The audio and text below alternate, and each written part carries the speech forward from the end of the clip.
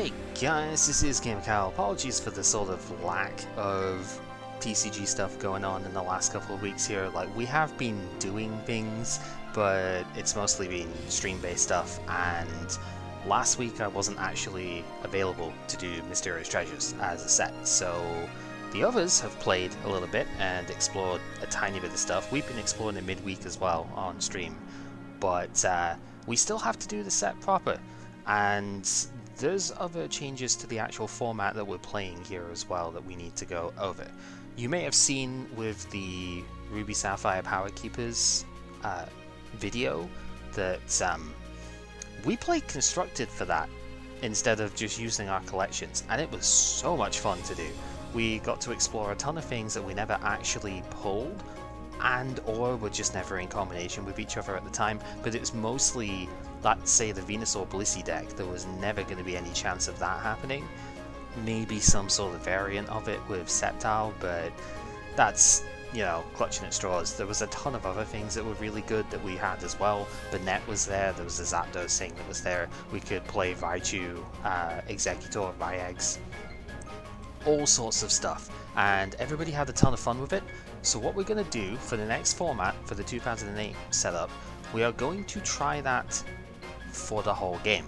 Instead of actually opening packs now, we are going to have every card available at 4, and anyone can just build whatever deck they want for the round, test out whatever stuff they choose to. There will be some banning is the right word for it. There'll be some restrictions that we place as we go through the era in order to promote variety. So if people don't want to play against a certain deck again in the following sets up until the Worlds one, we will stop that deck from being a thing. So that's going to be pretty cool. So instead of opening packs in this one and talking about the cards as we go, this is where the set overview is going to be now. I think it's still good to split the things into 2 separate videos because there's always a lot of cards to talk about with each set, even the sets that aren't super great. This is not one of those sets. There's actually a lot of cool cards in here. There's always a lot to talk about. So rather than spend half an hour at the start of the battle video stuff doing that now, that's going to be deck descriptions, and then we'll get into games much faster than we did before. So if you don't care too much about what's actually in the sets and you just want the battle stuff, well, you've always been free to watch just the B parts of this series anyway, but especially now, it should be a bit quicker to get into, so it'll be pretty good. Anyway, Mysterious Treasures as a set. The treasures, I suppose, are referring to like As Elf, Uxie, Mesprit, and also the fossils. There's Bastiodon and Rampardos in here, not as hollows though, which is weird. I don't know, you just feel like they should be.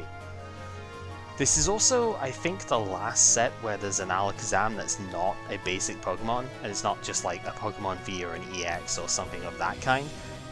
There is still no Kadabra because this is well into the time where Kadabra cards were not legally able to be printed, thanks to a certain lawsuit, which is no longer a thing, so that's pretty cool.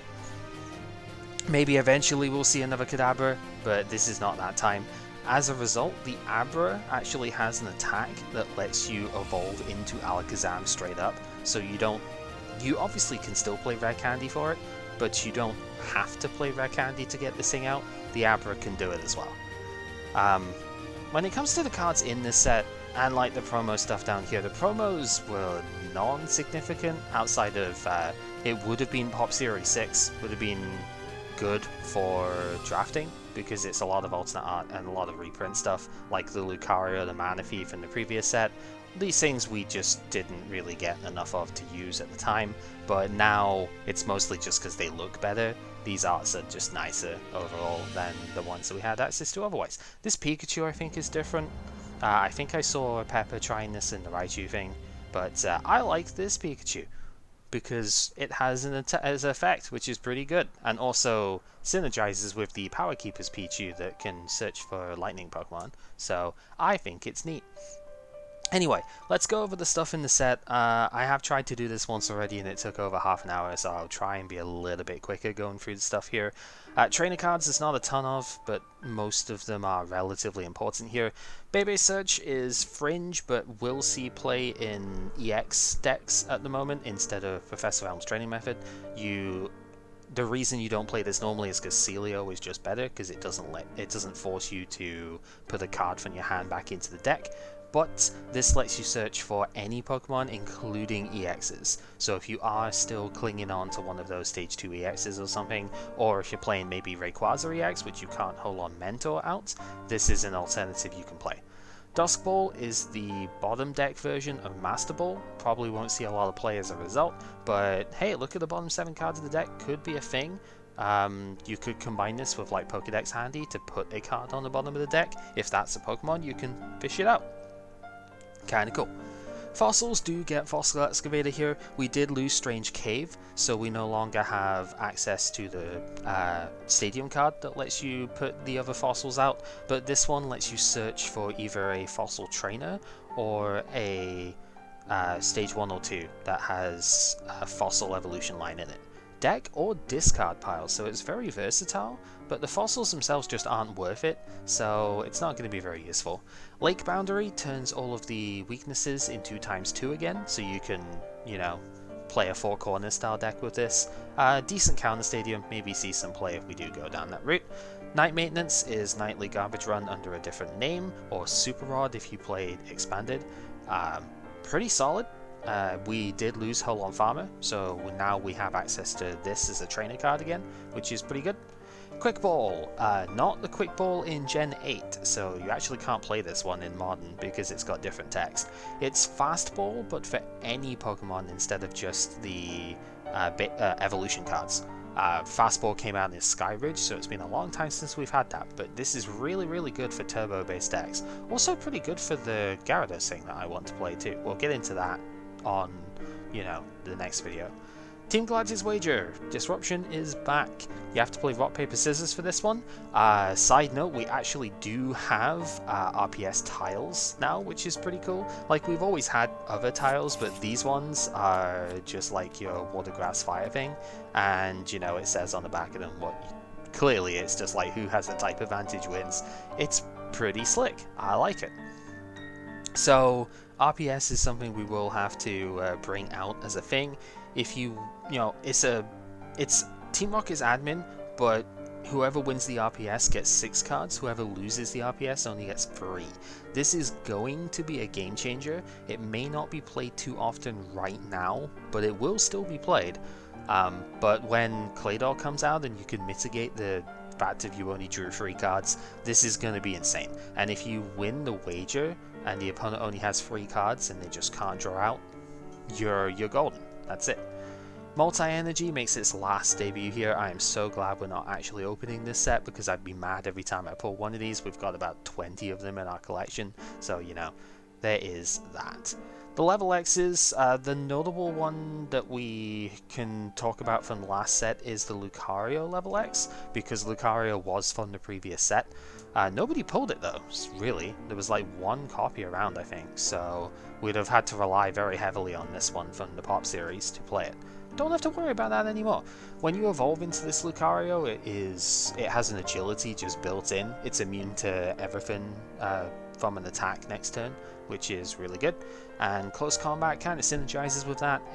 Lucario's weakness is that it doesn't really do a lot of damage. It's only 40 for 2. Yeah, the 20 snipe is there, but it's just not that strong. Close combat does 80 for free energy, which is where you want to be right now. That's a pretty good number. But it does make you take 30 more damage next turn if the opponent actually damages you. However, your ability synergizes very well with that, so you are immune to that next turn, and you know, you just get to do 80 for not free, you've got to pay for it obviously, but you get to do 80 damage without consequence, and then next turn you can choose to do what you need to do. The other 2 level X's are going to be playable, but they are mostly relevant with the other cards in this set. We have not had Electivire. No, we've had Electivire, actually. Yeah, this'll work. Shocking Tail is pretty slick. If it's your active, you put 2 damage counters on the opponent's Pokemon when they attach an energy from the hand to them, so it's like double Ampharos from way back when. Very cool card. Pulse Barrier, I think, is the first time we see this. Gen 6 Jirachi has Stardust that does this as well. You discard all of the opponent's tools and stadium cards in play. Jirachi did this for Special Energy instead, where it discards one of those.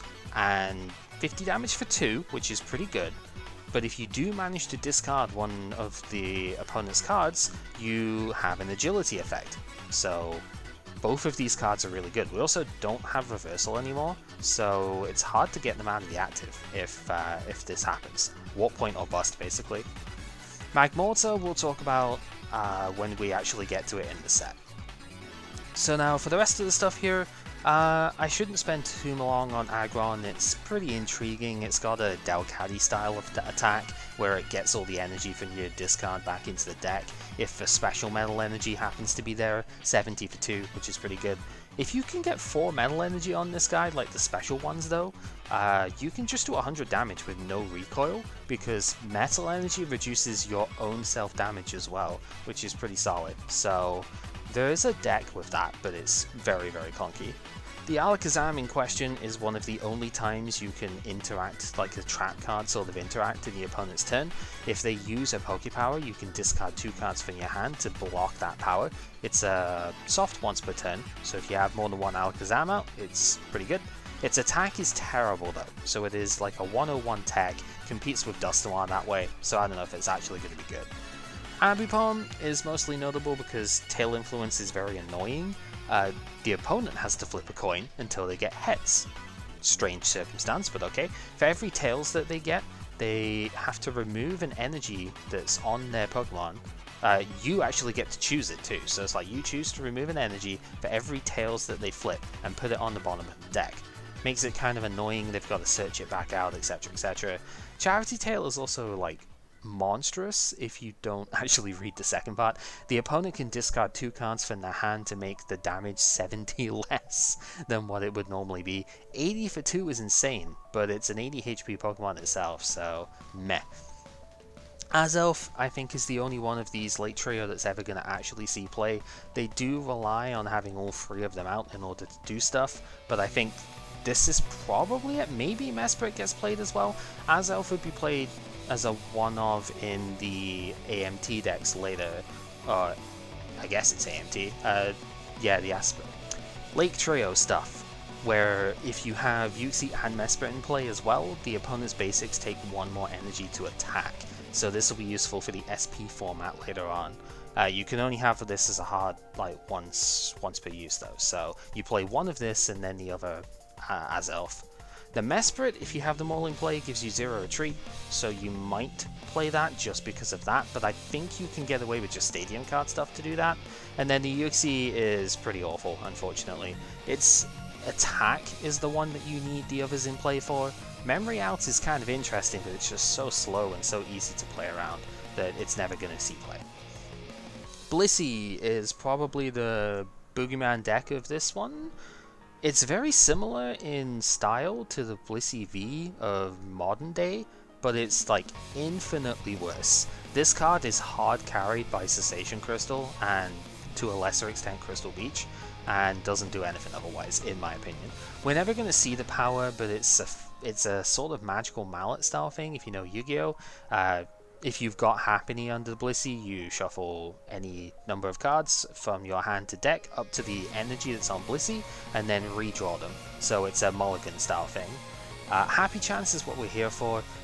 20 damage plus 10 for every energy that's on Blissey for 1 energy sounds really good, because we did have Dark Tyranitar that did, you know, slightly less than this and was amazing.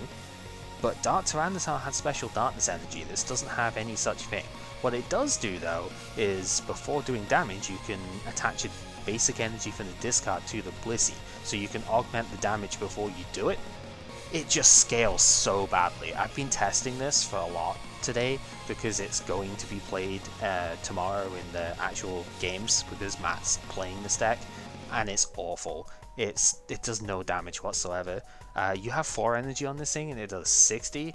which is like Generation 1 levels of damage. So no, it's not good enough if you don't have disruption, the hard disruption stuff in play, which Windstorm can beat, so I don't know. Bronzong, not a great card, but it's still potentially an engine. You once per turn can draw a card, discard a card. If that card was an energy, you get to draw one more card. Delcatty is generally better because you discard a card and then draw. You've got to discard an energy, like straight up, but you draw 3, so that's probably better. Both of them also get shut down by Battle Frontier, and this has a much heavier retreat cost, and its attack is equally terrible in most situations. 2 mana on the colorless to do 50 and Auto Confusion. Meh. Confusion is really annoying, don't get me wrong, and it messes up the Blissy deck because the Blissy's got a fat 3 energy retreat cost, and it's also in metal, so if you can get the special metals on this thing, maybe it can tank a fair bit, that's actually okay, but it's not killing anything remotely quickly, so not super great. Celebi, maybe this could see play later on with Sceptile that doubles grass energy cost, attaches, but right now it's not super good, so we're not going to waste the time. Feraligatr was part of a deck called Hurricane from my reading, where it was Feraligatr, Delcatty, Magneton. Magneton can get the energy that Delcatty discards back into the hand, which is important for the energy cyclone attack here. Kind of like Riptide, but from the hand instead. Choose as many energy cards as you like from your hand, show them to the opponent, do 20 damage times the number of energy you chose, and put all of those energy back into the deck. For 2 energy, that's respectable, but you only get 80 damage out of it if you have like 2 Magneton in play. And 80 for 2 is good, but it's just so much setup, and I don't know if we're at the sort of deep draw part yet where we can get to this reliably. Garchomp is going to get a little bit better with Garchomp level X later on, and Togekiss coming out will help it as well, but it's still something that you could experiment with just now. If the active has a weakness to any basic energy type that's on Garchomp, it does 40 more damage, so 110 for free energy. It fails if it has any special energy attached, however, so you can't just scramble energy and do 110 to everything. But yeah, if you can get the right energy going, this is your 4 corners deck in 1 card, which is really good. Also, no retreat on this thing. So it's one of its problems is it's weak to Blissy though, and doesn't one-shot it with this attack. So that's an issue. Honchkrow is going to be good next set. I'm intensely curious about this card, but we need the level X from the next set to do anything good with it. Dark Genes is what you play this for. If Honchkrow itself has got energy that it needs to attack, your Murkrow get to use the Honchkrow's attacks without actually paying for them. So that works with a level X when you get an additional attack. I think it's an extra attack, an extra power that's on the Honchkrow, and that makes it just so much better, because Darkwing Flaps is okay, but not something you're going to pay a lot of energy for. 2 Dark and a Colorless to do 50, you choose 1 card from the opponent's hand without looking, and put it back into the deck. So, neat. The Murkrow itself here also has a 0 energy attack to get more Murkrow in play, so that could be potentially good, but yeah, not amazing yet. It's a Dark type that's weak to Lightning though, and resistant to Fighting, which Dark is usually weak to, so that could also be quite good. Lumineon, only really noteworthy because of the ability, because we don't have a Rain Dance effect for Reverse Stream to be good here. It's gusting, but it's gusting on something that has 100 or more HP on the opponent's bench, like a maximum of. So it's good for gusting in like huge threats, but there's a lot of cards that just go under it, and that's really bad. Magmotor, this is not the Magmotor that ever saw play, it's the next one that comes out that we'll see play, but this one's still noteworthy because it's got a pretty solid attack. 80 damage for free energy is good, but if Magby isn't under the Magmotor, and that's where the kicker is here, discard 2 energy cards from your hand. If you can't discard 2 from the hand, this doesn't do anything. There is still a way of playing this though. If you play this with Magneton, you'd be able to just do this even without Magby every turn, and that brings us to the Magmotar level X down here actually. Torrid Wave is pretty solid, it just burns the opponent, and if they take damage from that burn, it is 3 damage counters instead of 2, which is quite nice. Flame Blaster is where it's actually good though, and this is going to be really good with Claydol coming out in 2 sets time. 4 fire energy is immense, but if we have acceleration for it, it's going to be fine. Discard 2 fire energy on the Magmotar, snipe 100. Crazy stuff. It can't use Flame Bluster in consecutive turns though, so that is where you have to start relying on the other stuff like your Flame Drum here instead, so potentially good. Meganium's not a good card, but it's noteworthy just because its flip 3 coins thing is not X number of heads does a thing. It is, if the first coin is heads, it poisons, if the second is heads, it burns, if the third is heads, it paralyzes. So you have to flip 3 separate coins for it. So we can't just use the thing and flip 3 at the same time, because then which coin is the first one, etc. Raichu was something that was being experimented with Electivire that Pepper was trying out in the first week. Electromagnetic Induction even, for 0 energy. You search your deck for 2 lightning and attach them to one of your Pokemon. Does have to be the same Pokemon for both, but this is really good just to put them on Electivire. Or, if you get this up fast enough, like the deck was able to do, you can attach it to Raichu, and then Raichu discards all the basic lightning energy on it for its Explosive Thunder, 2 energy minimum, and you do 30 damage for every lightning you discarded. So if you are able to attach to Raichu and then Induction to it, and then next turn attach again, that's 120 damage. Yes, you're discarding 4 energy for it, but that's still pretty good. Typhlosion is the next Blaziken here. It lets you do the same thing, attach your fire energy from your discard pile to one of your bench Pokemon, so it's pretty good. Evaporating Heat is probably a better attack in this format than the Flame Pillar thingy, the whatever it's called that Blaze had. For 2 fire and the colorless, it does only 60 damage, so it's a little bit low for a main attacker, but it discards the water energy on the defending Pokemon.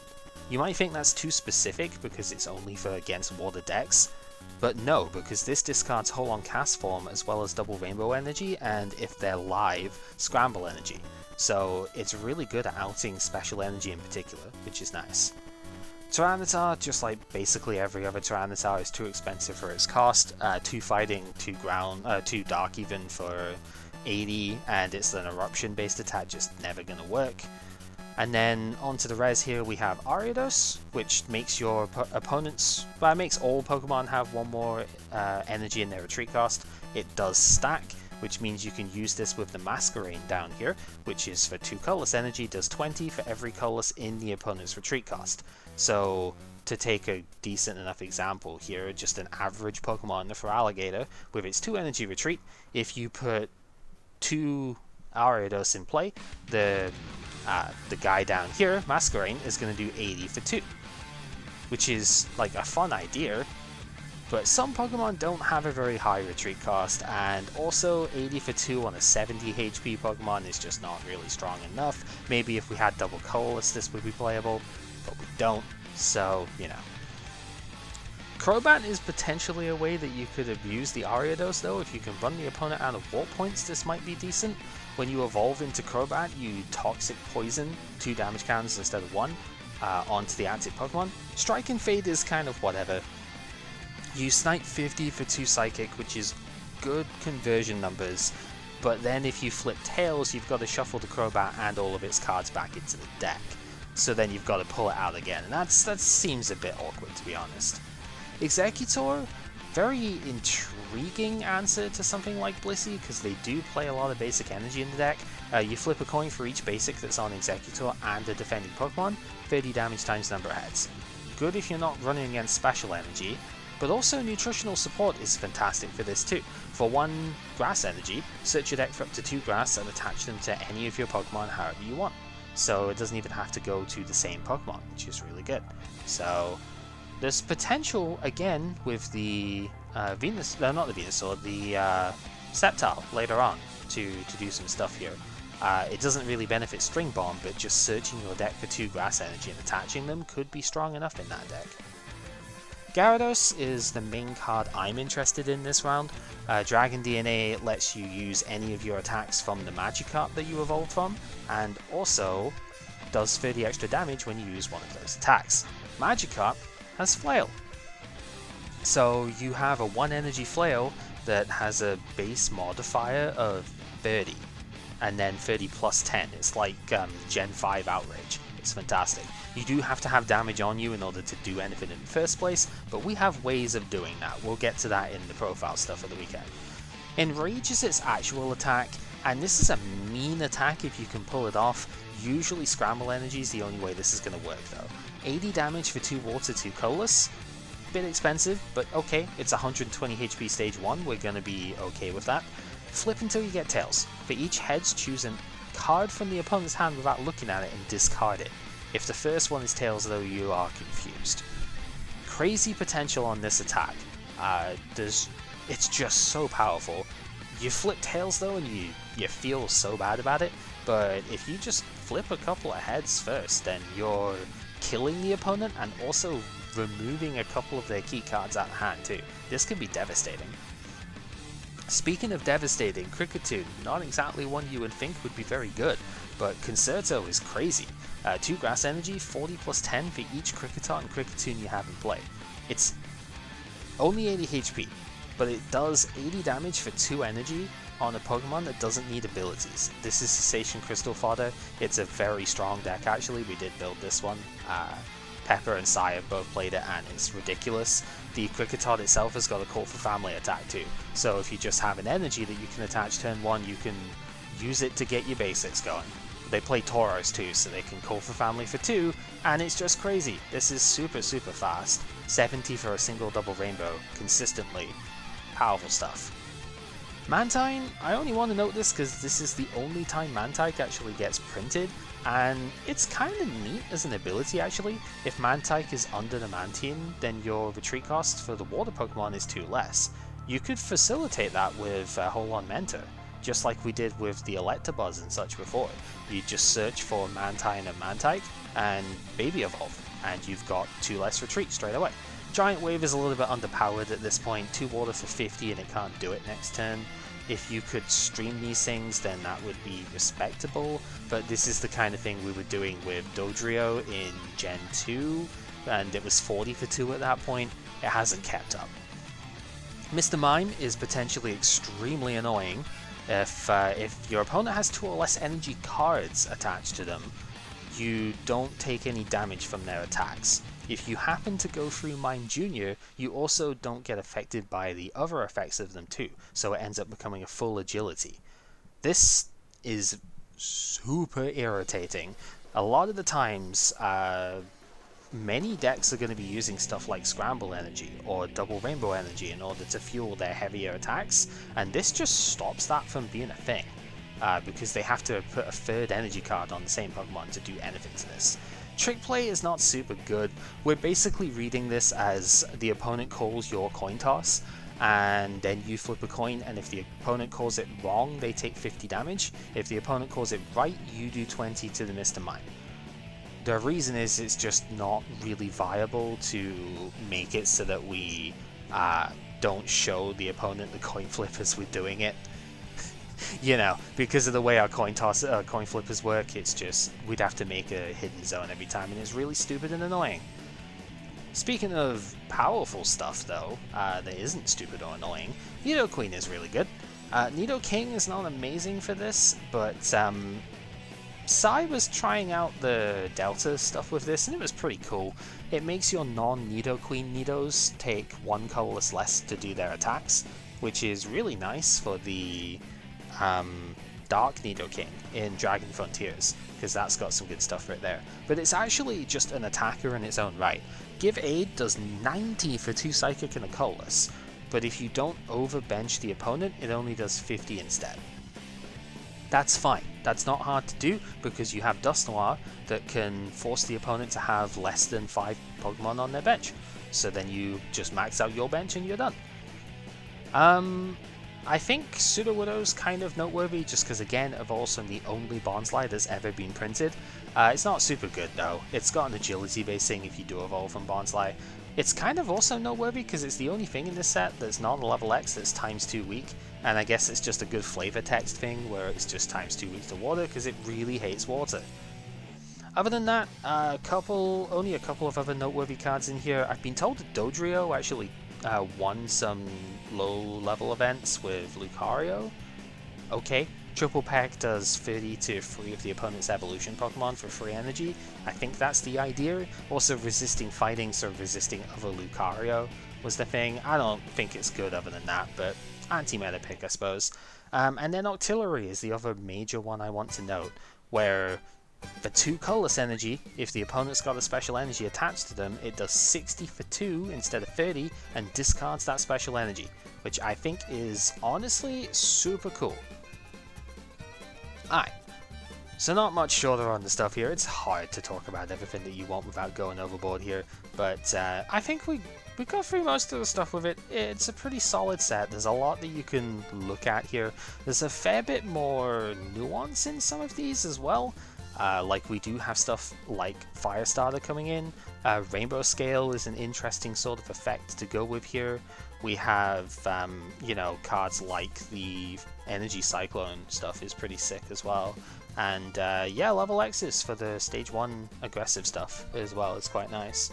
So yeah, it's a fun set. We've done a couple of weeks of testing on the stuff now, and hopefully we'll be able to do some pretty good games tomorrow as, you know, time of recording. So yeah, thank you for watching. Hopefully you found this enjoyable enough, and we'll see how the games go tomorrow.